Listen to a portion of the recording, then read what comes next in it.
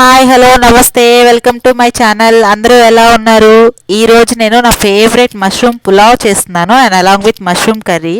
ఇదైతే చాలా సింపుల్ ప్రాసెస్లో అయిపోతుంది అండ్ చాలా టేస్టీగా కూడా ఉంటుంది. సో ఈ మష్రూమ్ పులావ్ ఎలా చేసుకోవాలో చూసేద్దాం రండి.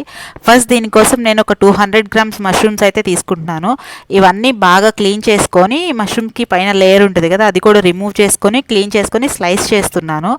ఈ స్లైస్ చేసిన మష్రూమ్స్ అన్నీ ఒక ప్యాన్లో లైట్గా ఆయిల్ వేసుకొని సాట్ చేసుకోవాలి. మష్రూమ్స్కి ఒక డిఫరెంట్ స్మెల్ వస్తుంది కదా, ఇలా సాట్ చేసుకుంటే ఆ స్మెల్ అనేది అయితే కంప్లీట్గా పోతుంది అండ్ టేస్ట్ కూడా కొంచెం ఎన్హాన్స్ అవుతుంది.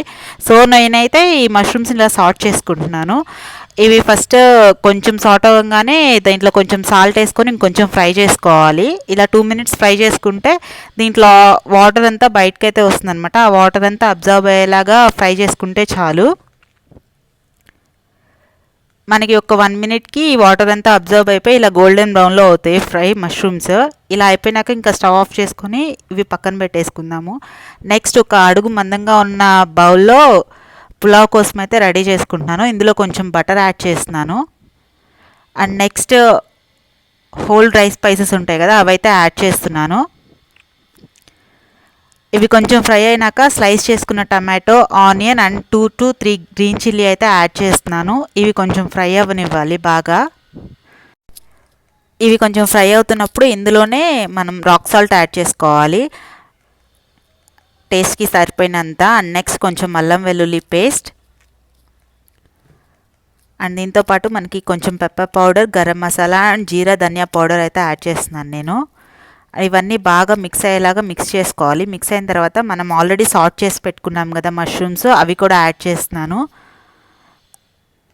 ఇవన్నీ మసాలాస్ అన్నీ దీనికి పట్టేలాగా కొంచెం ఫ్రై అవ్వనివ్వాలి. ఈలోపు ఇవి నేను 1.5 కప్ బాస్మతి రైస్ 1 అవర్ నానపెట్టుకున్నాను వాష్ చేసుకొని. మనకి బాస్మతి రైస్ బాగా నానితే పలావ్ తొందరగా అయిపోతుంది. ఈ మసాలాస్ అన్నీ ఫ్రై అయినాయి కదా, ఇందులో ఇప్పుడు మనం నానబెట్టుకున్న బాస్మతి రైస్ అయితే యాడ్ చేసుకుంటున్నాను.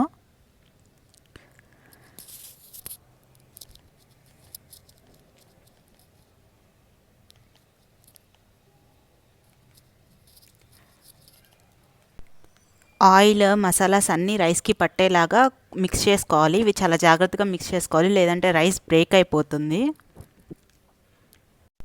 అందుకే చాలా స్లోగా మిక్స్ చేస్తున్నాను. మనకి ఒక 2 మినిట్స్ ఇవి ఫ్రై అయితే రైస్ అంతా పొడి పొడిగా బాగా వస్తుంది. అండ్ నెక్స్ట్ దీంట్లో నేను హాట్ వాటర్ అయితే యాడ్ చేస్తున్నాను. 1.5 కప్ బాస్మతి రైస్కి 1.5 గ్లాస్ హాట్ వాటర్ని అయితే యాడ్ చేశాను. ఈ వాటర్ అంతా అబ్జర్వ్ అయ్యేలాగా కుక్ అవ్వనివ్వాలి దీన్ని. మనకి వాటర్ అంతా అబ్జర్వ్ అయిపోయేసరికి 70% ఆల్మోస్ట్ కుక్ అయిపోతుంది. దీని తర్వాత మనం జస్ట్ లిడ్ క్లోజ్ చేసుకొని ఏమన్నా వెయిట్ పెట్టుకొని దమ్ టైప్లో పెట్టేసుకుంటే సరిపోతుంది. నేనైతే కింద ఒక బాండీ పెట్టి అందులో కొంచెం వాటర్ యాడ్ చేసి పెడతాను. ఇలా చేసుకుంటే అసలు ఒక్క గ్రెయిన్ కూడా మనకి మాడిపోదన్నమాట. చాలా బాగా వస్తుంది పులావు. అండ్ నెక్స్ట్ కర్రీ కోసం అయితే నేను ఇక్కడ 3 tomatoes, 2 onions and 3 to 4 green chilli అయితే డైస్ చేసుకొని పెట్టుకున్నాను. ఇవన్నీ ఒక ప్యాన్లో ఆయిల్ వేసుకొని సాట్ చేసుకోవాలి. ఇలా సాట్ చేసుకొని కూల్ చేసుకోవాలి. ఒక మిక్సర్ జార్ని అయితే తీసుకొని మనం సాట్ చేసుకున్న వెజిటేబుల్స్ అన్నీ కూల్ అయిపోయిన తర్వాత దాంట్లోకి అయితే యాడ్ చేసుకోవాలి. అండ్ నెక్స్ట్ ఇందులో కొంచెం rock salt, red chilli powder add చేసుకోవాలి.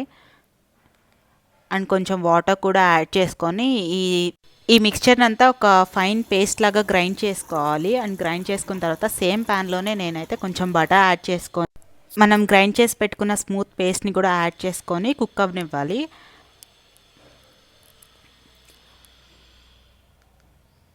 అండ్ నెక్స్ట్ ఇందులో కొంచెం జింజర్ గార్లిక్ పేస్ట్ యాడ్ చేసుకుంటున్నాను. ఇదంతా బాగా మిక్స్ అయ్యేలాగా కుక్ చేసుకోవాలి. నెక్స్ట్ ఒక బౌల్లో గరం మసాలా అండ్ ధనియా జీరా పౌడర్ తీసుకున్నాను. అందులోనే కొంచెం కర్డ్ యాడ్ చేసుకొని అవన్నీ మిక్స్ అయ్యేలాగా స్మూత్గా పేస్ట్ చేసుకుంటున్నాను. అండ్ నెక్స్ట్ ఈ మిక్చర్ని మనం కర్రీలో యాడ్ చేసుకోవాలి, కొంచెం వాటర్ మిక్స్ చేసుకొని. ఇలా చేసుకుంటే గ్రేవీ థిక్నెస్ వస్తుంది అండ్ టేస్ట్ కూడా కొంచెం ట్యాంగీ ఫ్లేవర్ వస్తుంది. నాకు ఇలా చాలా ఇష్టం, అందుకని నేను యాడ్ చేస్తున్నాను. ఇవన్నీ యాడ్ చేసుకున్న తర్వాత మనం దీన్ని ఒక 10 మినిట్స్ అట్లాగా కుక్ అవ్వనివ్వాలి. 10 మినిట్స్ కుక్ చేసుకుంటే లిడ్ పెట్టుకొని ఆయిల్ సపరేట్ అవుతుంది.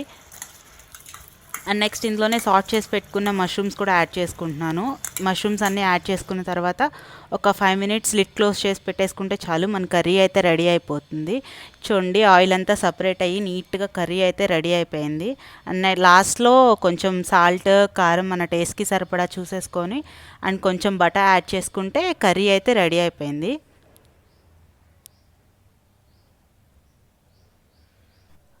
చూస్తుంటేనే చాలా టేస్టీగా అనిపిస్తుంది కదా.